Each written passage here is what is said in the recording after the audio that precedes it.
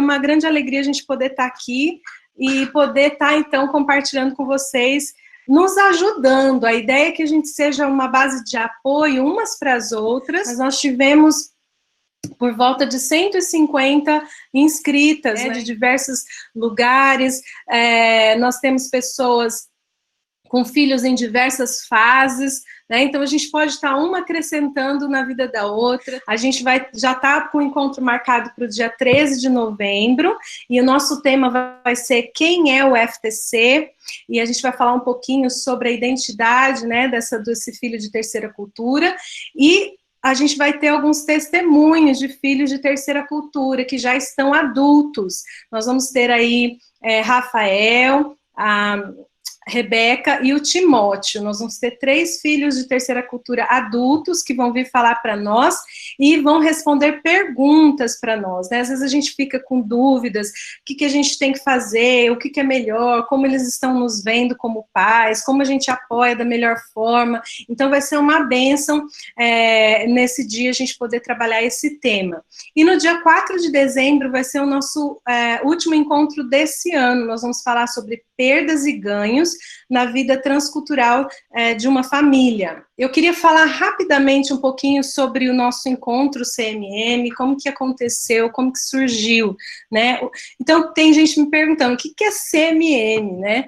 Confissões de Mãe Missionária. A princípio, era Confissões de uma Mãe Missionária, mas eu acho que aqui nós somos mais de uma mãe missionária, então eu estou escrevendo Confissões de Mãe Missionária. Como é que isso surgiu, né? Eu estou há 10 anos na África e saí com os meus filhos. O Asaf tinha 5 para 6 meses e o João Pedro tinha 2 aninhos. Foi quando nós deixamos o Brasil para vir para a África. Passamos pela África do Sul, ficamos um tempo em Madagascar e hoje nós moramos em Kampala, Uganda. E dentro de toda essa trajetória, a gente meio que foi um pouco pioneiro nesse sentido na nossa agência. Eu trabalho com a MIAF, Missão para o Interior da África, como família brasileira, e a gente veio, então, com pouca experiência, e muitas coisas nós passamos, muitas histórias para contar, e eu amo contar história, quem já me conhece sabe. E aí eu fiquei pensando que muitas pessoas estão caminhando esse mesmo percurso do que nossa família. E por que não arrumar um jeito de apoiar, né? Por que não arrumar um jeito não é uma boa palavra, né? Mas como viabilizar que as pessoas e outras mães pudessem ter acesso e preventivo, né, de algumas coisas que eu passei que eu não gostaria que passassem, de coisas que deram certo e que eu acho legal compartilhar. Então veio essa ideia, e o Rodrigo sempre viajando, né, ele trabalha com o apoio de equipes missionárias entre povos não alcançados em volta de nós. Eu falei, não, eu vou começar a fazer vídeos e artigos que falam sobre a história da família missionária, experiência como família na vivência transcultural, não somente na questão missionária, mas também de criar um filho em outra cultura, entre culturas.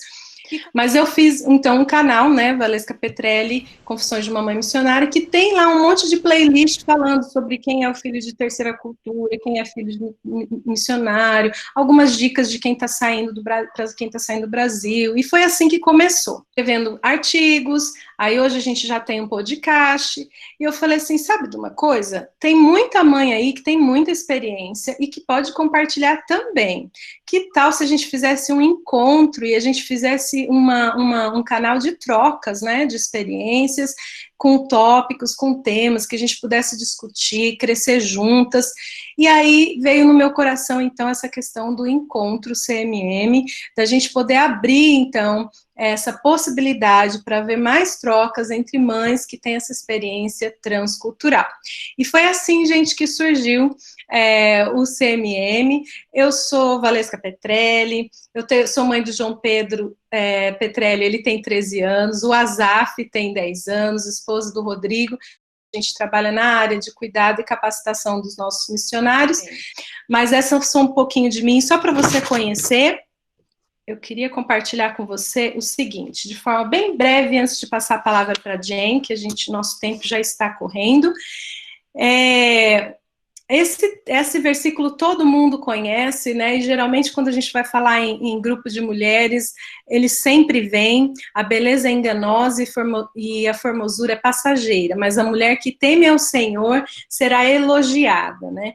E eu estava pensando, refletindo, orando por esse tempo aqui com vocês, e eu falei, Deus, mas esse versículo é clichê, toda hora que a gente vai falar para a mulher é esse versículo, mas foi ele que veio no meu coração, e Deus colocou este outro versículo também, o temor do Senhor é o princípio da sabedoria, todos os que cumprem os seus preceitos revelam bom senso, ele será louvado para sempre. O que tem a ver um com o outro, né? A formosura da mulher que teme ao Senhor, né? A formosura dela é o temor do Senhor. Então, nós que tememos ao Senhor, né? Aí estão os nossos valores, aí estão os nossos princípios. E aonde está o temor do Senhor? A sabedoria, porque o temor do Senhor é o caminho da sabedoria. Então, não tem como ter sabedoria sem temer ao Senhor.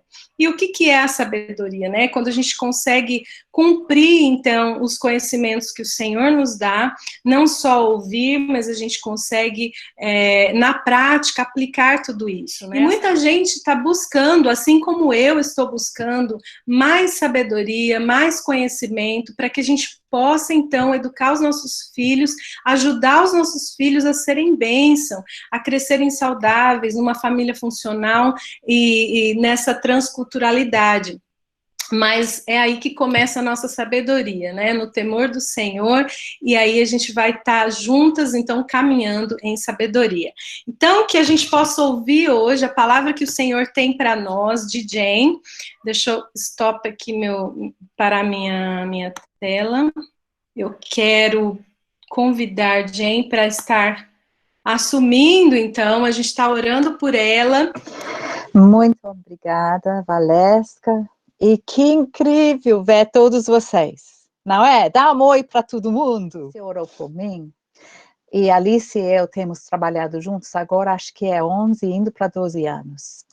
E quando a gente começou a trabalhar juntos, nem era chamado Filhos, mas agora é chamado Filhos. É uma parte do Sim Brasil, que é a organização de cuidado integral do missionário, que é parte da AMTB, Associação de Missões Transculturais Brasileiras. E a gente oferece um encontro para filhos de missionários.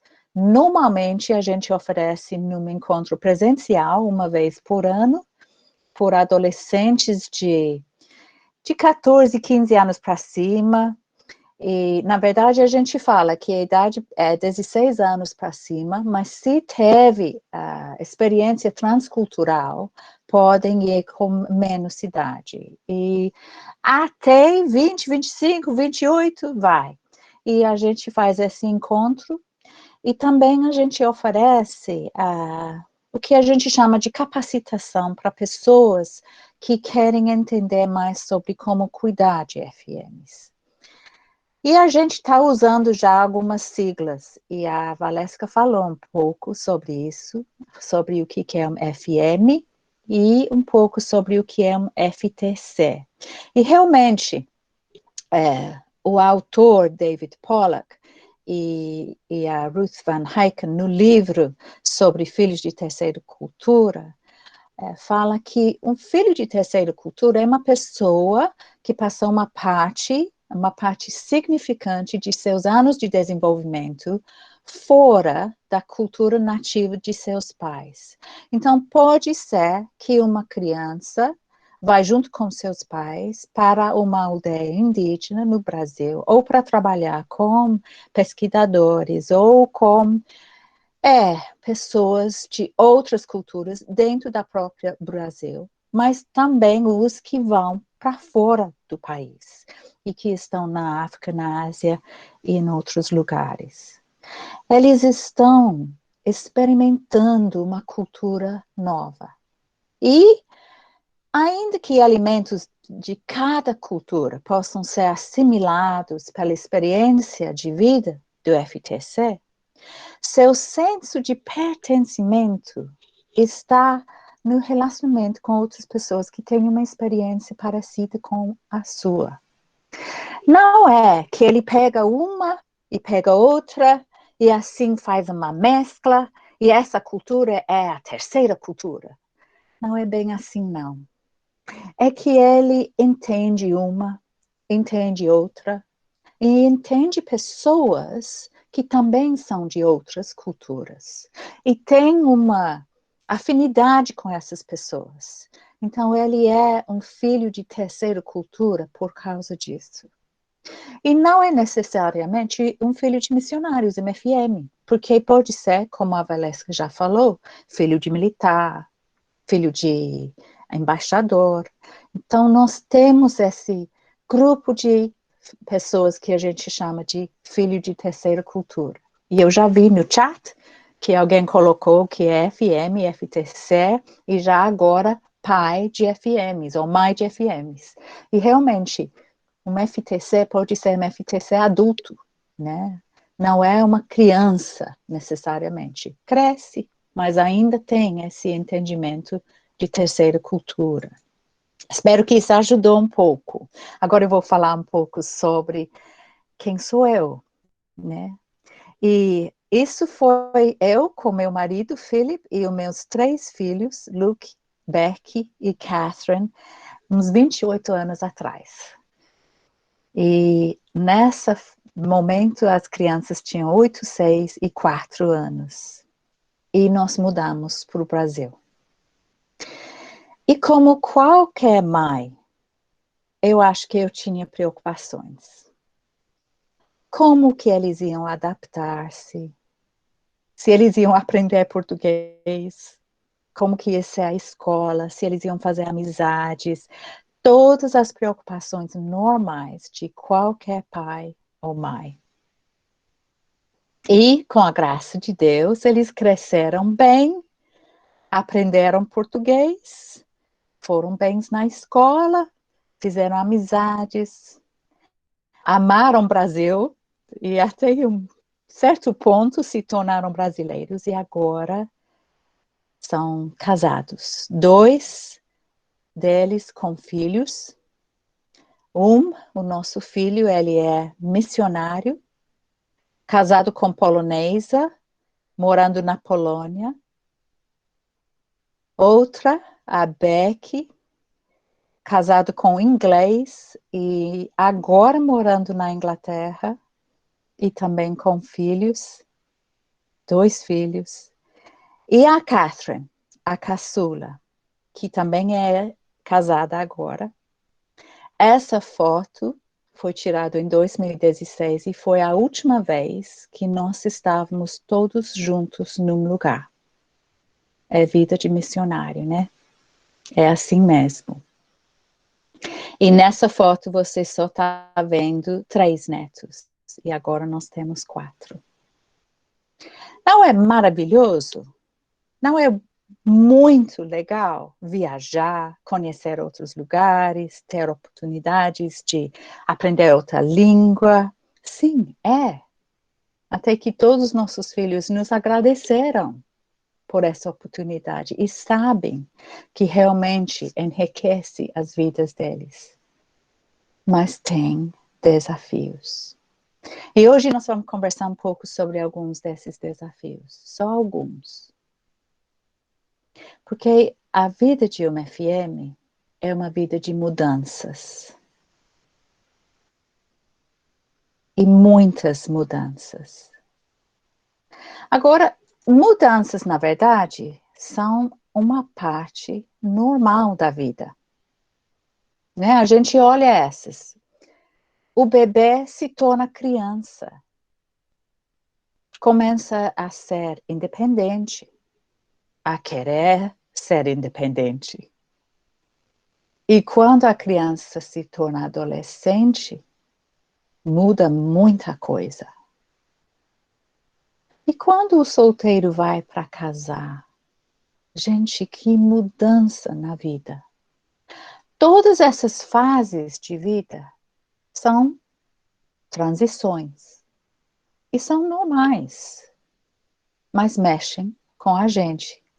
Eu quero pedir que agora no chat vocês colocam umas coisas. Eu vou fazer um cenário. Vocês estão indo para o campo missionário. Lembra como foi a primeira vez que vocês foram para campo missionário? Quando vocês chegaram, naquelas primeiras semanas, naquelas primeiras meses, talvez, quais foram alguns dos seus sentimentos? Eu quero que vocês colocam. Felicidade. Empolgação. Mas também há medo, né? Há tristeza, há curiosidade, sim, mas o sentimento de limitações. A gente fala aquele momento de lua de mel, né? Quando tudo é legal, tudo é admirável, tudo é surpreendente, mas isso passa. E especialmente quando a gente está num lugar onde a língua é nova, a gente se sente tão incapaz, né? E tanta frustração, como se fosse um bebê de novo, né? E depois de um tempo a gente começa a pensar que as pessoas fazem coisas tão diferentes aqui. E há um pouco de frustração, até de raiva, e pode até sentir solidão. Os adultos sentem, os filhos também.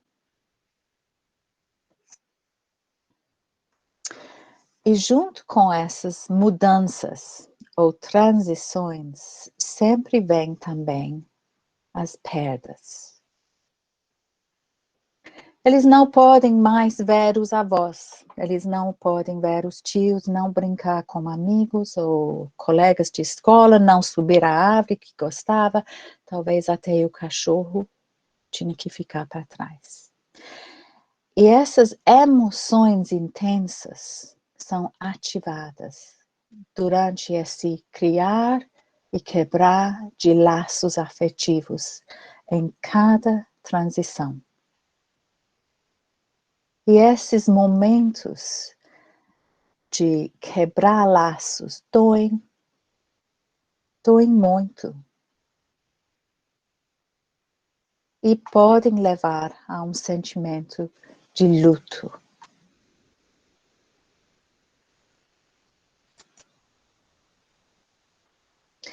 No seu livro, que no final vou mostrar a capa desse livro para vocês conhecerem. Se vocês leem em inglês, é um livro muito bom. Chama Third Culture Kids, David Pollock e Ruth Van Hyken.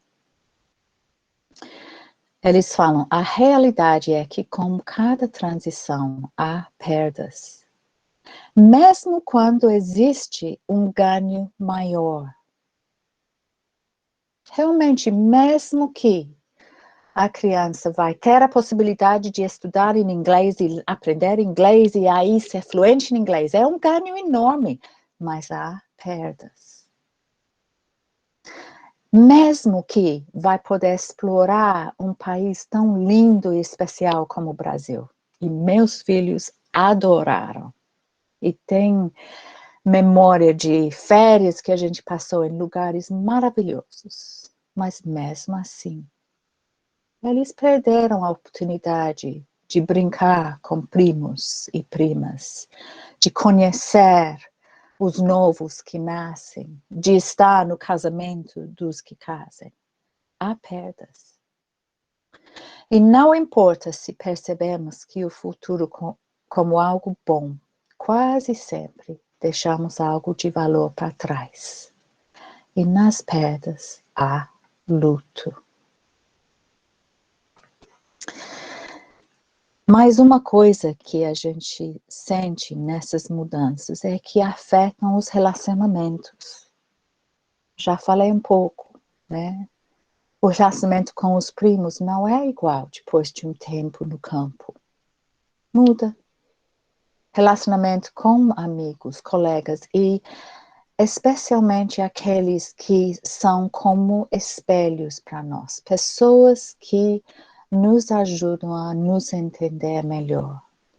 E isso é igual para criança como para adulto. Pessoas como professores e mentores. E a gente entende que por causa disso, alguns, não todos, mas alguns, têm uma tendência de nem querer fazer novas amizades, pois sabe que logo vai ter que mudar e falar tchau de novo.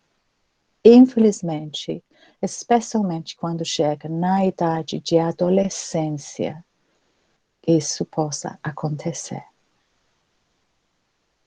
Quando a gente está falando sobre essas mudanças, estamos pensando mais na família missionária que sai do Brasil e vai para o campo. Mas nós devemos lembrar também daqueles que ficam numa base.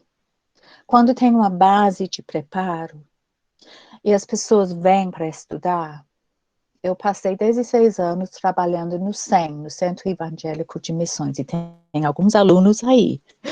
Aí, naquele lugar, a gente recebia pessoas cada 2 anos e eles iam fazer o curso de formação de missionários e iam embora. Iam embora. Iam embora. E eu comecei a sentir, quando chegava dezembro, que eu queria sumir. Por quê?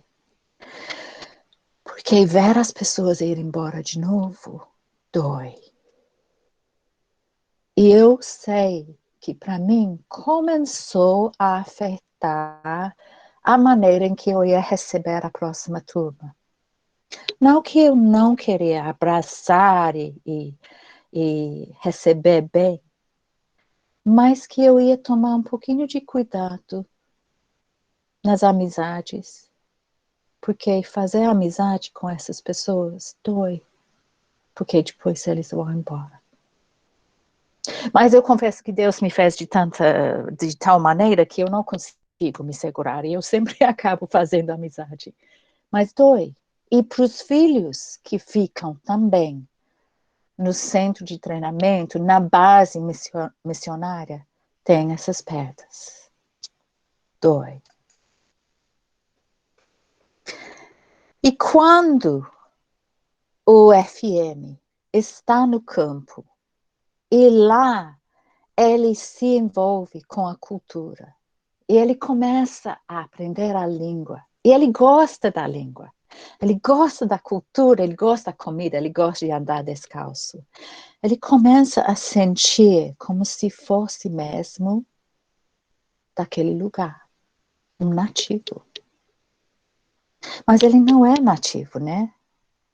E aí, quando há o tempo de voltar ao Brasil, ele sente um pouco estranho, porque ele não é bem brasileiro. Mas será que ele é africano?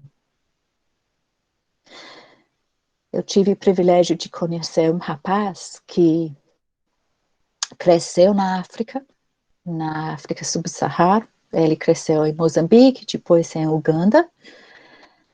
E aí, com 11 anos, acho que foi para morar no norte da África, num país árabe.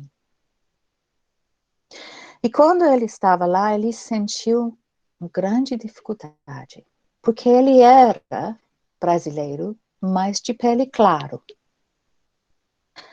E quando as pessoas perguntaram para ele de onde ele era, ele tinha orgulho de ser africano, porque ele nasceu na África. E ele falava, sou africano. E ele descobriu que para as pessoas daquela região da norte da África, não é bom falar que você é africano. Eles desprezam eles. Aí ele começou a pensar, mas quem sou eu então? Mas eu sou brasileiro, então eu vou falar que eu sou brasileiro. Aí as pessoas acharam legal, porque o brasileiro joga futebol, isso é bom.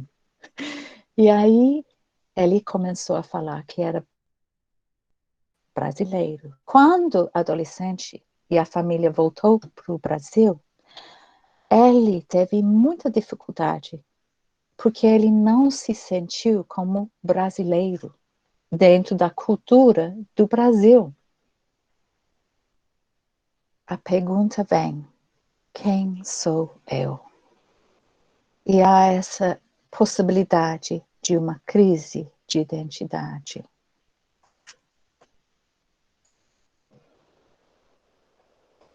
A maioria dos FMs tiveram uma infância, uma adolescência muito rica.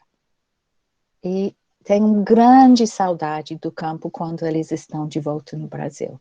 Quando a gente faz nosso encontro, eles têm orgulho de falar dos países onde moravam, da vida que viveram.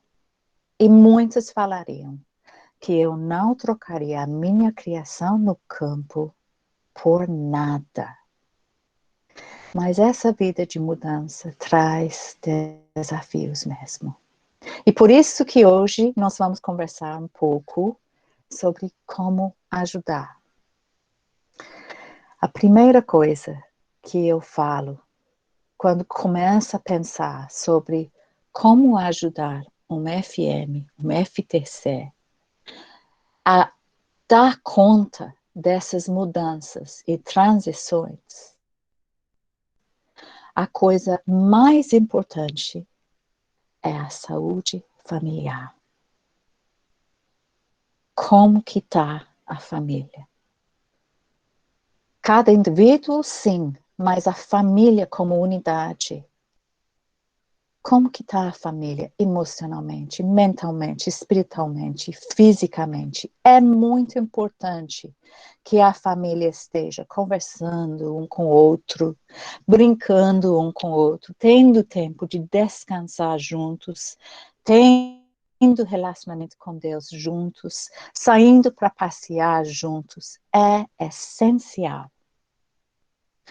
Num livro de Jean Larson, que é em inglês chamado Raising Resilient MKs, ela fala que para dar conta das adaptações há 4 elementos, ela até fala pilares, que são essenciais. O primeiro, ela fala, é o relacionamento entre o próprio casal e seus relacionamentos com Deus. E seus relacionamentos com a agência missionária, com colegas e com outros nativos dentro do campo. O relacionamento que os pais têm, os filhos estão observando. Se esse relacionamento vai bem, os filhos vão sentir seguros. Eu tive uma família que foi para um campo e os pais tiveram muita dificuldade em se adaptar. E eles estavam com muita dificuldade em aceitar as coisas do país como coisas que eles poderiam usar. Por exemplo, eles não queriam usar as móveis do país, então eles decidiram que iam fazer eles mesmos. Eles não queriam usar as roupas do país, então pediram para pessoas mandarem. Os filhos ficaram muito retaguardados. Eles não queriam fazer amizade com o povo. Eles não queriam interagir na escola. Por quê? Porque eles estavam vendo que os seus pais não estavam aceitando as pessoas daquele lugar. E eles imitaram. A família não estava bem. E, infelizmente, tinha que voltar. O relacionamento dos pais, entre eles e com as pessoas ao seu redor, é muito importante. A segunda coisa que Jean Larson fala é que o relacionamento dos pais com a criança é muito importante, mostrando que ela é amada, que ela é importante, que ela tem um papel dentro da família, até dentro do ministério, né? A gente não gosta de falar que o filho de missionário é missionáriozinho. A gente quer dar para eles a tua própria identidade. Eles são filhos, mas eles podem escolher como que é. Mas muitos filhos de missionários gostam muito de participar do ministério dos seus pais. Nossos filhos gostaram demais de estar ativo no nosso ministério. E até eu vou falar, a minha filha, que agora não anda com o Senhor, ela me ajudou muito. Quando eu trabalhei com adolescentes, ela ajudou muito em acampamentos e eventos.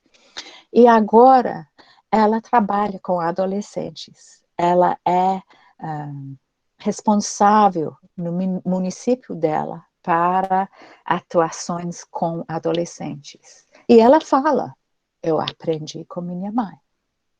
Então, é importante que a gente mostre para os nossos filhos que eles são amados, que eles são valorizados, que o lugar deles dentro da família é importante.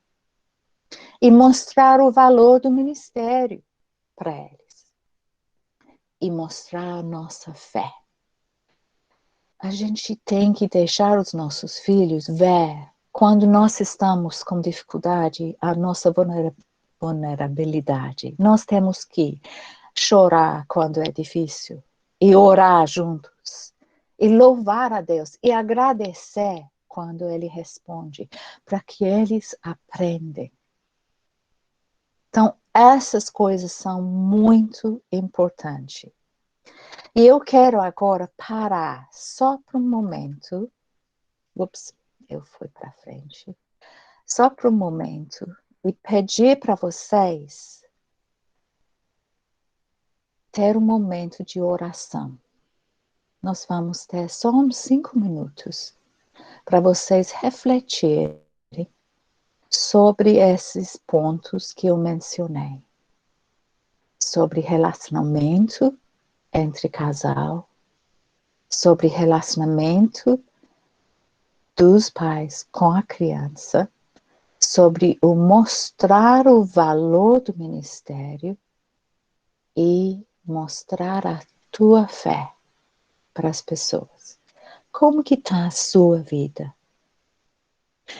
Então, essa foi a primeira coisa, a importância de estar bem como família, de ter uma boa saúde como família.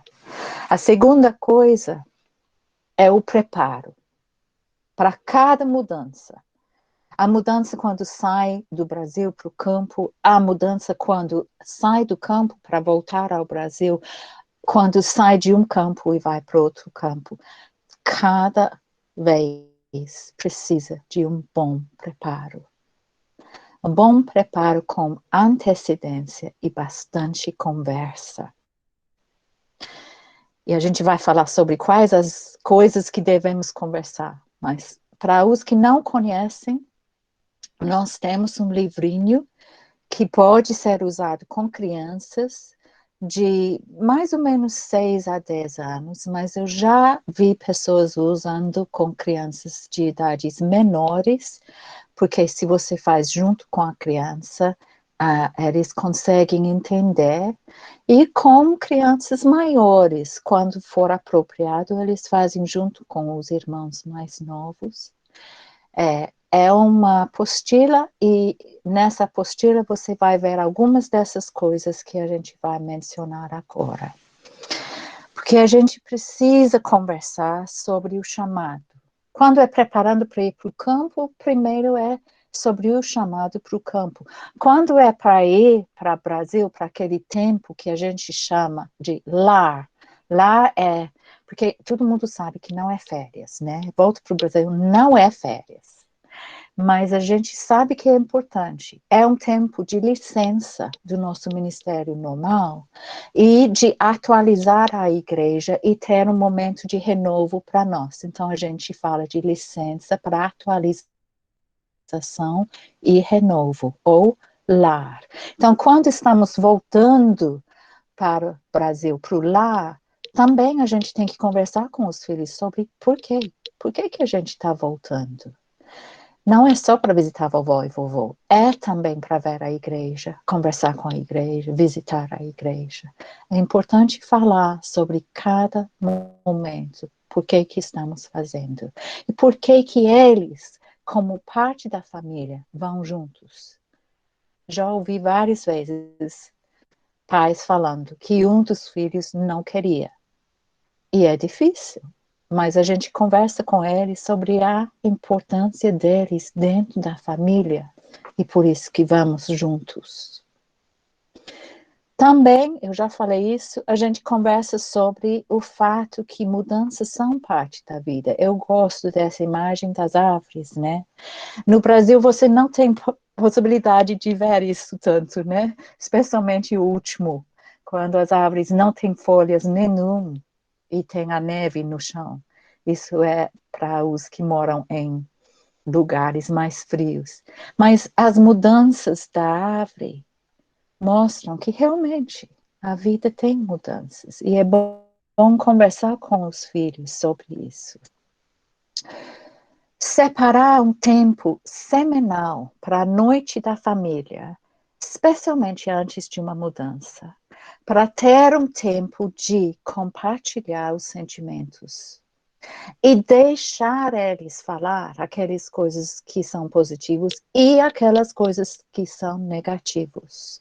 Eu lembro quando uma amiga estava preparando para sair do SEM, onde ela estudou, com o marido e 2 filhos, e o menino tinha uns 7 anos, e eles estavam para sair, e ela usou essa apostila com ele, e ela falou, Jan, nunca imaginei que ele tinha sentimentos tão, assim, maduros, e que conseguiu expressar esses sentimentos usando a apostila. E isso ajudou eles a entender alguns dos medos que ele tinha e ajudar ele a não ter tanto medo. Eu vou falar daqui para frente um pouco sobre como, por causa do que eles fizeram. Também, antes de mudança, estudar sobre o lugar para onde vai, estudar sobre a cultura, a comida, como que vai ser a escola e conversar sobre como que vai ser a nova escola. Desculpe. Mas uma das coisas que dentro do Filhos você vai ouvir muito é o nosso radar. A gente vai perguntar se fez o seu radar. Esse radar é um acróstico, né, que a gente, usando uma ideia que o David Pollock e Ruth Van Hyken desenvolveu no seu livro, que era sobre raft, para aqueles que entendem inglês, o raft é aquela jangada que atravessa um rio ou um lago, mas a gente tinha que adaptar para o português, né?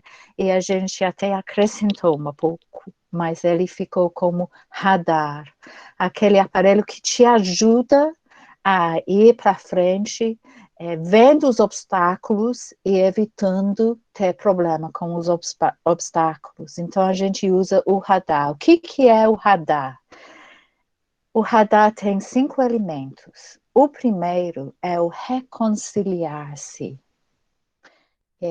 A gente sabe que quando a gente briga com alguém, fica aquela mágoa, né? E se a gente não procura reconciliar-se, pedir perdão, oferecer perdão, aquela mágoa vai conosco para onde a gente vai. A gente carrega conosco. Então, é muito importante que a gente procura resolver. Não é verdade que, eu vou mudar para um outro lugar, então aquele relacionamento que estava meio ruim, gente, eu vou esquecer, vou deixar para trás. Não, a gente não esquece. E até cresce a dor e a mágoa dentro de nós. Então, é muito importante que a gente tenha um momento de reconciliar-se. E a primeira coisa que a gente fala também com crianças é vamos fazer as pazes com os amigos. Tem alguém com quem a gente precisa fazer isso? Então, vamos fazer. A segunda coisa que é do Hadar é o agradecer. E eu acho que os brasileiros são bons em fazer isso, para ir e agradecer, dar um presentinho, dar um abraço, dar uma lembrancinha aos amigos, professores, colegas. É muito importante poder fazer isso e fazer isso bem antes de uma mudança. A terceira coisa é despedir-se de pessoas ou lugares, os cachorros e gatas e qualquer animal que tem. Mas é muito importante ter essa oportunidade de ir e falar tchau. A terceira coisa é de avaliar, como a gente já falou, de conversar sobre como que vai ser nesse novo lugar. Vai poder andar de skate? Hoje em dia a gente tem oportunidade de entrar em sites no internet e ver até vídeos sobre como que é a escola, onde que é a rua que vão morar, como que é a casa, e isso ajuda muito nesse avaliar. Quando nós saímos do Brasil, da Inglaterra para o Brasil, não tinha isso. A gente tinha um livro que era tipo guia turística do Brasil, e você pode imaginar as coisas que mostrou, né? Nada de realidade, mas, fora as praias do Rio de Janeiro, que eram bem reais, né? Mas a gente precisa usar a internet para ajudar as crianças a entender. E a última coisa, quinta coisa, é de reconhecer a dor, que vai ser difícil, de não negar. Quando a criança está triste, de entender e aceitar. De falar também que nós também sentimos tristes. De abraçar, de aceitar que há dor, porque sim, é difícil sair, deixar. As mudanças trazem perdas. Então, nós temos que aceitar a dor que estão sentindo. Vamos ver. Aprenderam o Hadar? A gente já falou da saúde familiar, do preparo e do nosso Hadar. E a última é de lembrar dos vínculos. Quando a gente faz uma mudança, a gente não corta tudo e vai embora. Tem família que fica no Brasil. Ou se a gente está no campo e voltando para o Brasil, tem pessoas no campo que vão ficar. A gente precisa manter vínculos. E hoje em dia a gente tem essa possibilidade usando o internet. É muito importante para os nossos filhos poder fazer isso. Também precisamos manter o vínculo com a língua de herança, o português, no caso dos brasileiros, né? Os filhos precisam poder conversar com os avós e precisam entender a história do Brasil, o hino nacional, a literatura brasileira, para poder fazer um retorno.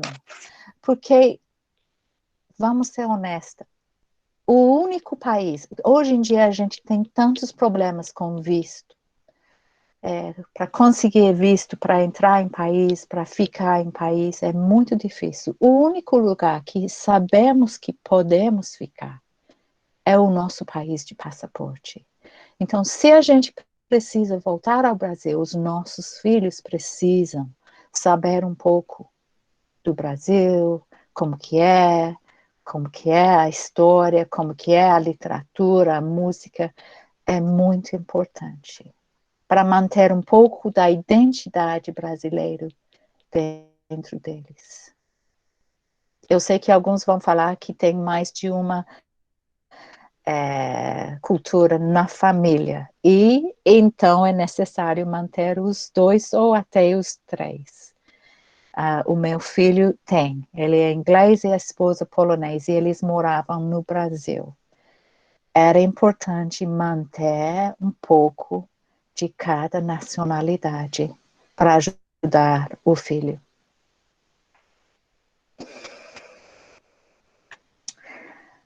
Cuidar destas coisas não significa que o FM não vai passar por momentos difíceis. É possível que vá. Mas vão ajudar ele até rentar. Amém? Eu fiquei pensando assim, quando você estava falando, gente, que cada coisa, cada tópico que você trazia dava uma nova palestra, né? Dava um novo tópico para discussão. É tanto conteúdo para a gente falar. Eu acho que vai ser muito legal a gente poder dar continuidade. Agradeço a cada uma de vocês. Vou pedir para a Márcia orar encerrando para nós. Um beijão.